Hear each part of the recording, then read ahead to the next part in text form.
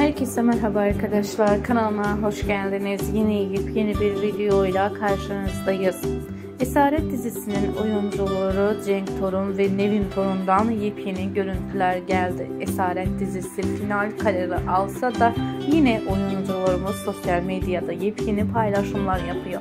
Biz de sizler bizi severek Esaret dizisinin oyuncularını izlediğiniz sürece sizlerle Esaret dizisinin oyuncularından yepyeni görüntüleri paylaşacağız. O yüzden de gözünüz kulağınız kanalımızda olsun. Eğer Esaret dizisinin oyuncuları Mahsine Marabat ve Cenk Torun'un yepyeni görüntülerini görmek istiyorsanız da videomuzu sona kadar izleyip ve beğeni yapmayı, videomuzu arkadaşlarınızla paylaşmayı unutmayın. Bir sonraki videomuzda görüşürüz. Hoşça kalın, iyi seyirler, sağlıkla kalın, mutlu kalın.